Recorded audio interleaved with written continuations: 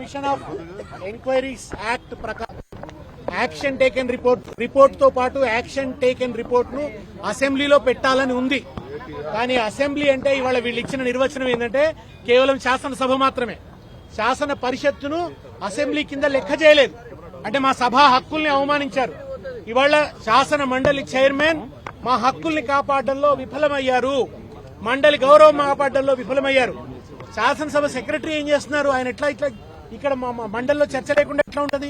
మండలిలో action report ఎందుకు ఇవ్వరు? ఇవాళ జరిగింది ఏమిటి? ఏం చేశారు? అసెంబ్లీలో పెట్టాలంటే ఉభయ సభల్లో పెట్టాలి. యాక్షన్ టేకెన్ రిపోర్ట్ శాసనసభలో కూడా పెట్టకుండానే రాత్రి 2 దాకా నాటకాన్ని నడిపించారు. చివరికి ఏం చేయాలనుకున్నారో అది చేశారు. ఇవాళ మా హక్కులు కాపాడడంలో ఆయన విఫలమయ్యారు. వాళ్ళకి చాలా స్పష్టంగా తెలుసు రిపోర్ట్ క్వాష్ కాబోతోంది కోర్టులో. ఎందుకంటే 8B కింద నోటీసులు ఇవ్వలేదు, 8C కింద క్రాస్ ఎగ్జామినేషన్ కు అవకాశం ఇవ్వలేదు.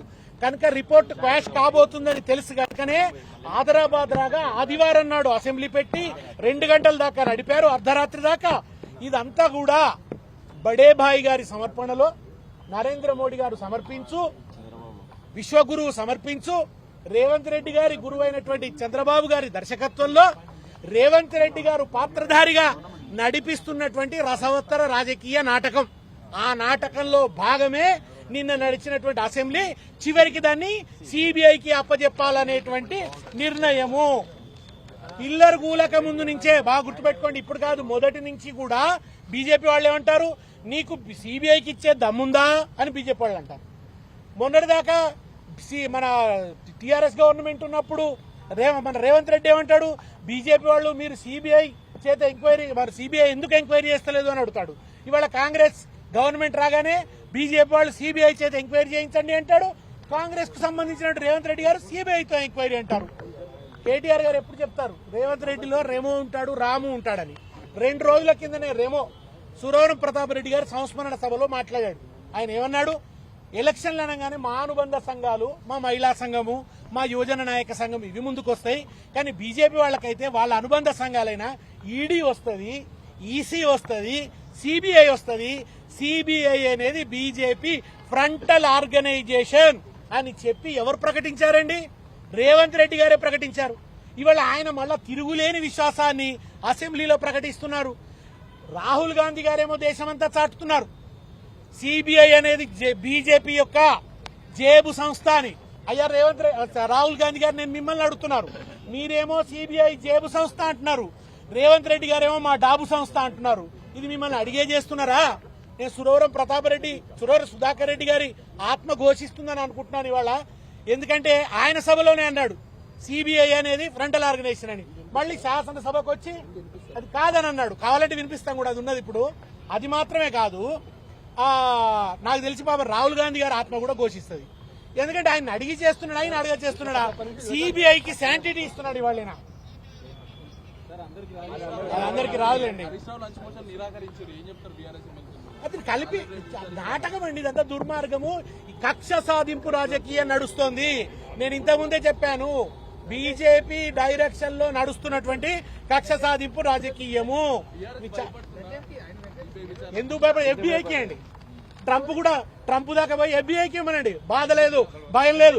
సార్ ప్రాణాల త్యాగానికి సిద్ధపడి తెలంగాణను సాధించడానికి నిరాహార దీక్ష చేసిన నాయకుడు అండి. ప్రాణాన్ని లెక్క చేయలేదు ఆయన. ఆయన మీద ఎన్ని కేసులు పెట్టినారు, ఎన్ని తిట్లు తిట్టినారు. ఇవాటికి ఉన్నాయి ఉద్యమకాలం నాటి కేసులు ఇంకా ఉన్నాయి. అట్లాంటిది ఈ బోడీ వీళ్ల బెదిరింపులకు ఎవడు భయపడతాడండి?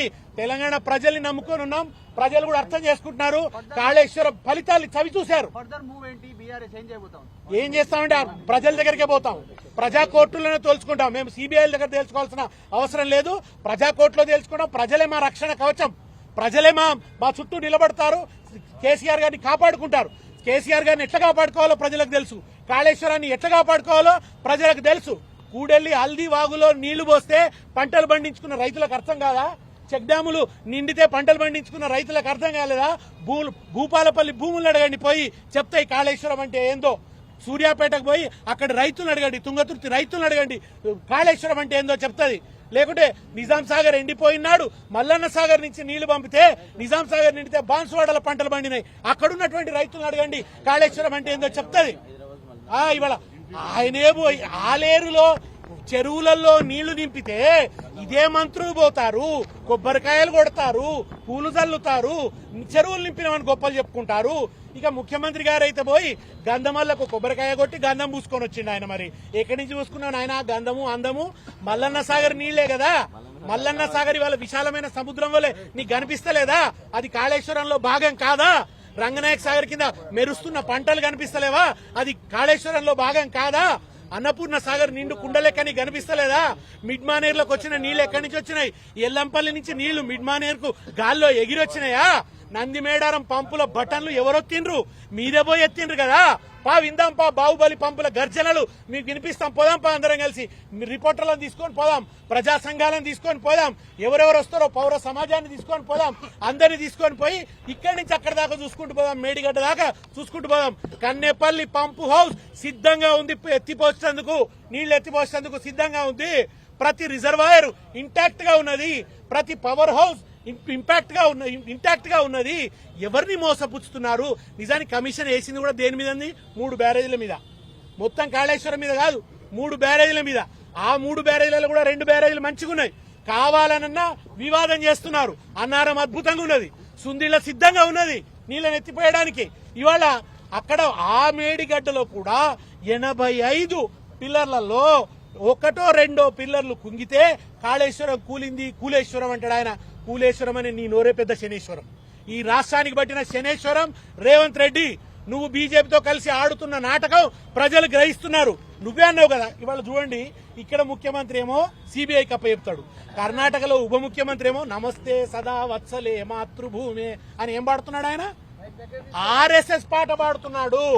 ఉప ముఖ్యమంత్రి ఆర్ఎస్ఎస్ పాట పాడతాడు అక్కడ. ఇక్కడ ముఖ్యమంత్రి ఏమో సిబిఐకి అప్పచెప్తాడు. అయ్యా రాహుల్ గాంధీ గారు, కళ్ళు తెరుచుకొని ఉన్నారా, మూసుకొని ఉన్నారా? ఏం జరుగుతుంది మీ పార్టీలో? మీరేమో ఈసీ కుమ్మక్కయిందని మీరు చెప్తున్నారు. ఈసీ కాదు సార్, ముందు మీ ముఖ్యమంత్రి కుమ్మక్కయిండు, మీ ముఖ్యమంత్రి కుమ్మక్కయిండు, మీ ఉప ముఖ్యమంత్రులు కుమ్మక్కవుతున్నారు, మీ కాంగ్రెసే కుమ్మక్కయింది. ఏం అధ్యక్షుడు అయ్యా నాయన? నువ్వు ఏమి చూసుకుంటున్నావు? మా ఖర్గే గారు ఏం చూస్తున్నారో, ఈయన ఏం చూస్తున్నారో?